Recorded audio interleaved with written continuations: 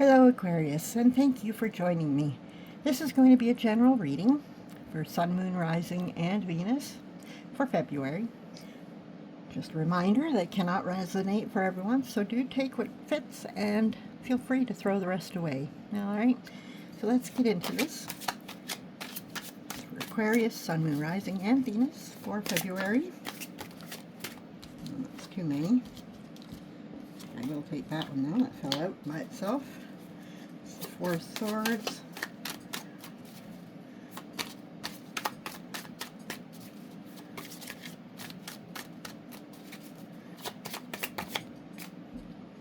and we have three more. There we go. Six of Swords, Knight of Wands, and the Five of Swords. Wow, lots of swords, but then again, you are an air sign, so let's have a look.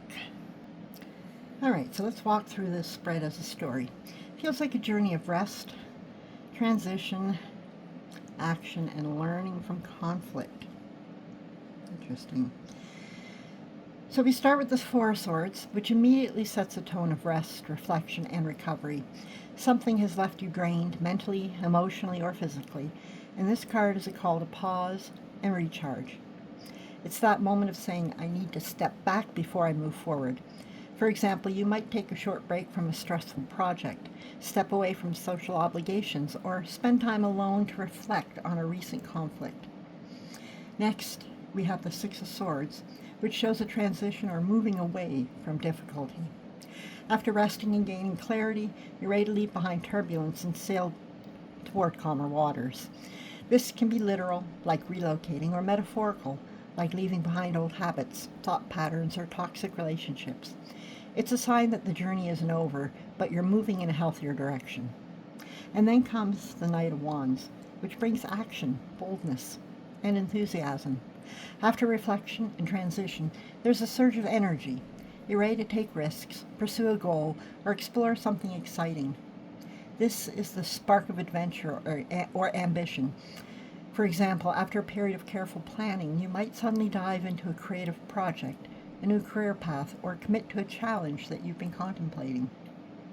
And finally, we have the Five of Swords, which introduces a note of caution and learning from conflict. It suggests that in this bold action, you may encounter disagreements, power struggles, or moments of tension. This card isn't always about outright loss. It's about understanding the costs of winning, the dynamics of ego, and whether battles are worth fighting. For example, a bold career move might ruffle feathers, or standing your ground in a relationship could create tension that teaches you valuable lessons. Overall, this reading tells a clear story. Rest and reflect. Move away from what no longer serves you. Take bold, inspired action. Navigate conflicts wisely and learn from them. It's a journey from stillness to movement, from caution to bold action, but with an important reminder. Even in pursuit of your goals or freedom, awareness of conflicts and their consequences is key.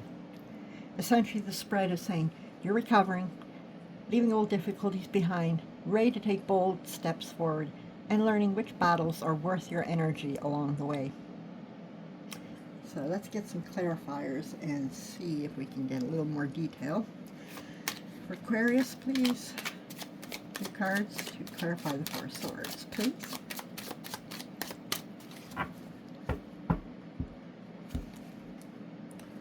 The High Priestess and the Queen of Pentacles. So let's explore how the High Priestess and the Queen of Pentacles clarify our Four of Swords here, because they really deepen the meaning of this pause or rest, okay? The Four of Swords is about taking a break, recovering, and reflecting after stress or exhaustion. But clarified by these 2 cards, it shows that this rest isn't just downtime, it's intentional and nourishing. The High Priestess brings intuition, inner guidance, and reflection. This suggests that the period of rest is about listening to your inner voice, gaining insight, and connecting with deeper wisdom. You may need quiet, solitude, or meditation to process what's happening in your life. For example, it could be journaling about a decision, sitting with your feelings about a relationship, or reflecting on a career choice before taking the next step. The Queen of Pentacles adds practical care. nurturing, and groundedness. This tells us that rest isn't just mental or spiritual, it's also about replenishing your energy, health, and resources. You're being reminded to take care of your body, your finances, and your environment. For instance, preparing nourishing meals, organizing your space, or prioritizing self-care routines fits perfectly here. So together, these clarifiers are saying that the Four of Swords is a period of wise, balanced rest, listening inwardly while also taking practical steps to restore yourself. So now in everyday terms, this could look like taking a week off work to reflect, meditate, and care for your health, pausing emotionally in a relationship to gain clarity and restore balance, or creating a quiet, nurturing space at home to recharge both your mind and body. So this isn't just waiting it out. It's strategic, intentional, and healing rest, guided by your intuition and grounded in practical care. You're not just recharging, you're preparing for what comes next with wisdom and stability. So we're going to get two clarifiers now for the Six of Swords for my Aquarius. Two cards to clarify Six of Swords.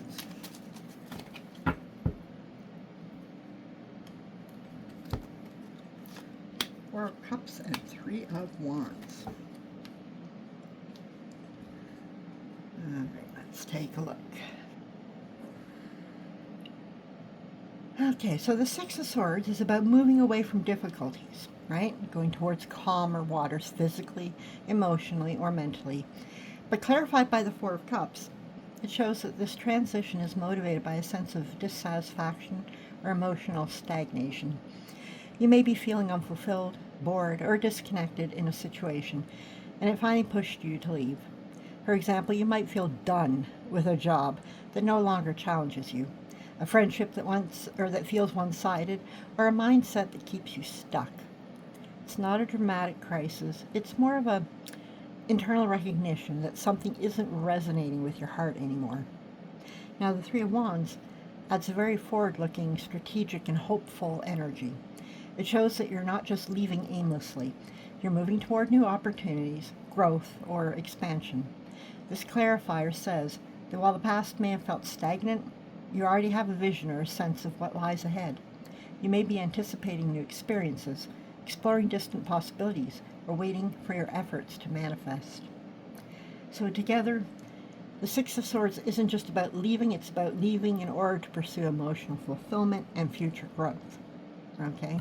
In practical terms, this could look like quitting a job that no longer inspires you because you see better opportunities on the horizon, or ending a relationship or a friendship that feels stagnant while anticipating healthier connections, or shifting your mindset or environment to create space for new experiences and personal growth. So this reading reassures you the transition you're making is not avoidance, it's intentional, guided by both emotional awareness and vision for the future. Okay? You're moving towards something better, not just running from what's behind. Okay? Let's get a couple of clarifiers for this Knight of Wands for my Aquarius. Wands. Oh, there's one and two. So we are looking at Five of Swords and the Devil.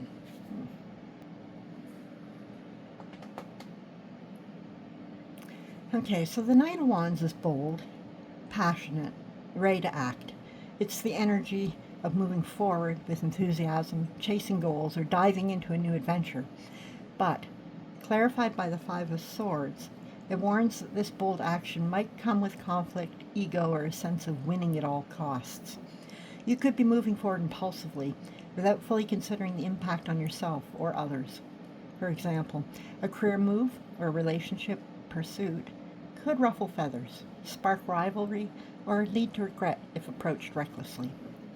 Now, the Devil adds a layer of temptation, obsession, or being tied to unhealthy patterns. It suggests that the energy behind the Knight of Wands might not be entirely free. It could be fueled by desire, impulsivity, or attachment to outcomes that aren't truly healthy. For instance, you could be chasing a passion project a fling or an opportunity with intensity, but part of the drive comes from fear, pressure, or compulsion rather than aligned purpose. So together these clarifiers say that the Knight of Wands energy is powerful and fast-moving, but it carries risks of conflict, impulsivity, or being drawn into unhealthy patterns if not handled consciously.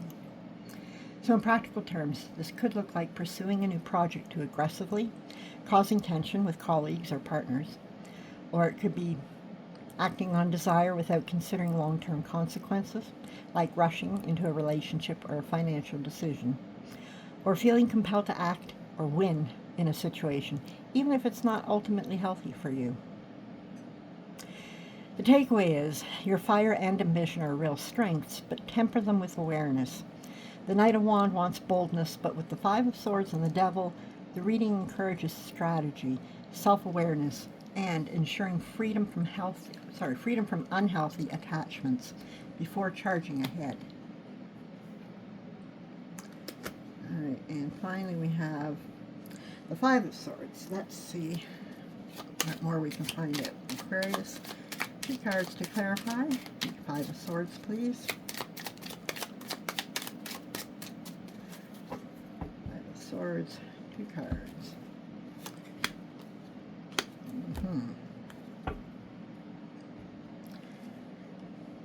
We're looking at the Eight of Swords and the Queen of Wands. So let's see how the Eight of Swords and the Queen of Wands clarify the Five of Swords, because together they show both the challenge and the path forward in conflicts or tension. The Five of Swords is often about conflict, tension, or situations where someone wins at a cost. It can point to disagreements, power struggles, or moments of ego clashing. Clarified by the Eight of Swords, it becomes clear that some of this tension may stem from feeling trapped, restricted, or mentally stuck, either by circumstances or by your own limiting beliefs. You might feel powerless in a dispute or fear speaking up because of potential fallout. For example, a workplace disagreement might feel like a no-win, or a personal conflict might make you hesitate to assert yourself. Now, the Queen of Wands brings in confidence, assertiveness, and self-trust. She suggests that even in the middle of conflict or tension, you have the ability to handle it with grace, courage, and personal power. Rather than reacting defensively, the Queen of Wands encourages you to act from self-assured clarity. For example, you might approach a disagreement calmly and confidently, set healthy boundaries, or redirect energy toward a solution instead of getting caught in ego battles. Together, the Five of Swords highlights a conflict or challenging situation, but your ability to recognize limitations and act with confident integrity can help you navigate it successfully. In practical terms, this could look like standing your ground in a dispute while staying composed and strategic, or recognizing when you're feeling trapped or restricted in a situation and finding a path to empowerment, or avoiding petty arguments or ego-driven battles by leaning into courage, confidence, and clarity. Essentially, this combination reminds you that you may face tension, but you're far from powerless. You can navigate it with strength, self-respect, and decisive action. So my Aquariuses, Aquarii, I don't know if that's a word. I hope you found this helpful.